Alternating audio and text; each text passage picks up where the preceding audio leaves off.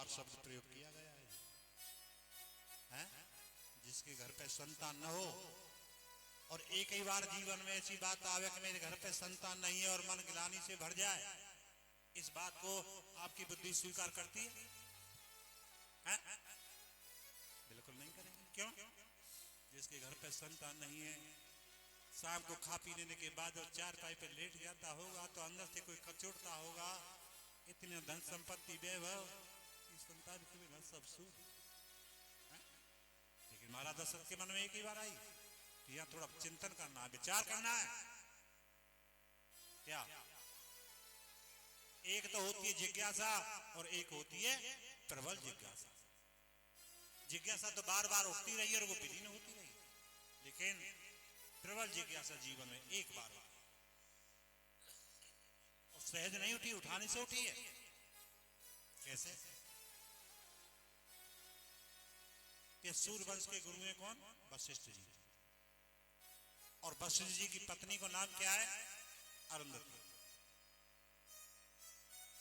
अरुंधति बैठी है, वही समय महाराज वशिष्ठ जी आए, बोले महाराज आप या सूर्यवंश के गुरु हैं, त्रिकालदर्शी हैं, ब्रह्मा के मानस पुत्र है, क्या महाराज दशरथ को आंगन सूना रह जाए? क्या महाराज दशरथ के आंगन में बच्चों की किलकारियां सुनाई नहीं देंगी? क्या सूर्यवंश यहीं पे समाप्त हो जाएगा? आंखन में आंसू आ गया अरुंधति। देखो कितनी दया, इन्हें कहते हैं महानता। ये महानता ऐसी होनी चाहिए, ये दूसरे के दुख को देख करके द्रवित है। वशिष्ठ जी बोले देवी हो तो सब कुछ जाएगा, लेकिन महाराज दशरथ की जिज्ञासा ही नहीं। बोली अगर जिज्ञासा मैं पैदा कर दूं तो? वशिष्ठ जी बोले उनके आंगन में संतान में खिलवा दूंगी। बनी योजना अपने पौत्र वामदेव को लेके चल, छोटा सा बालक गोद में लेके चल रही। महाराज दशरथ के यहाँ तीनों रानियों को सूचना मिली, मुख्य दरवाजे पे तीनों रानी आई और गुरु माता को बड़े आदर के सहित आसन दिए, चरण धोई, पूजा की और दोपहर का भोजन करने के लिए आए महाराज दशरथ। जब दशरथ जी आए तो मुकुट उतार के अलग रखे हो, गुरु माता के चरणों में मस्तक रख दिया। गुरु माता आज हमारा आंगन धन्य है गो, बिना सूचना के बिना बोला आप हमारे आंगन में पधारी हो, ये हमारी सौभाग्य की कोई निशानी। कुशल क्षेम पूछते रहे, जब कुशल क्षेम पूछते रहे जी तो क्या किया अरुंधति ने? जो बालक लग रहा वामदेव गोद में, वो बड़े जोर से चोट लिया।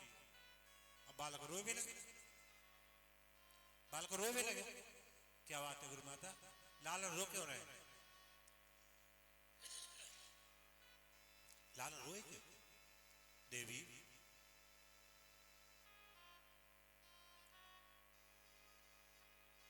बताओ ना कि नहीं राजन, तुम्हारे बतावे के लायक बात नहीं है। नहीं गुरु माता बताओ, खेल खिलौना हाथी घोड़ा जो चाहे सो ला के दूंगा, पर बताओ लालन रोए?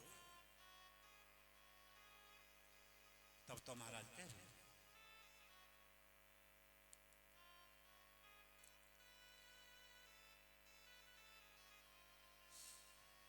लालन, अगर महाराज मैं कुछ बताऊंगी तो आपको दुख होगा।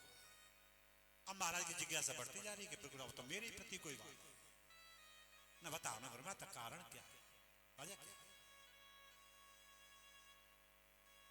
कि राजा ये बालक मेरे कान में कह रहा है कि यह सूर्यवंश में हमारे बाबा की प्रहोताई चली गई,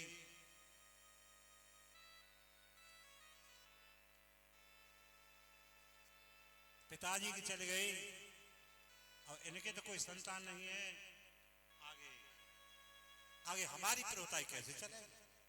इनके तो कोई संतान, और ऐसे कह के रोए वो महाराज दशरथ के महाराज ऐसा शब्द और सूल के समान चुभे, भाले के समान चुभे वो शब्द।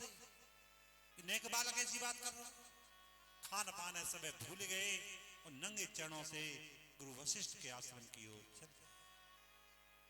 अवस्था भी चौथी अवस्था शुरू है, चौथी।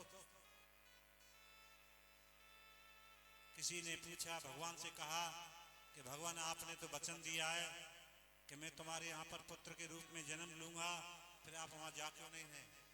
उनके दशरथ के यहाँ जन्म क्यों नहीं ले रहे? देखो दशरथ कहाँ रहते हैं?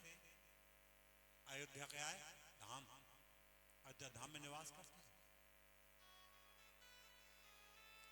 और संत सभा चहुं दिशा अमर आई, सत्संग भी करते हैं। दशरथ की कह रानी तीन, कौन सी? कौशल्या, कैकेयी और सुमित्रा।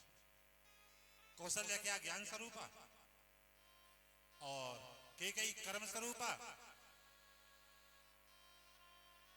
और सुमित्रा भक्ति स्वरूपा। त्रिविध साधन भी करते हैं, धाम में निवास करते हैं, सत्संग नहीं करते हैं, लेकिन इनके यहाँ भगवान फिर भी नहीं। महाराज आपने वचन दिया तो आप जा क्यों नहीं रहे? भगवान बोले देखो कि जो गुरु के दर पे नहीं जाता हम उसके घर पर नहीं जाते।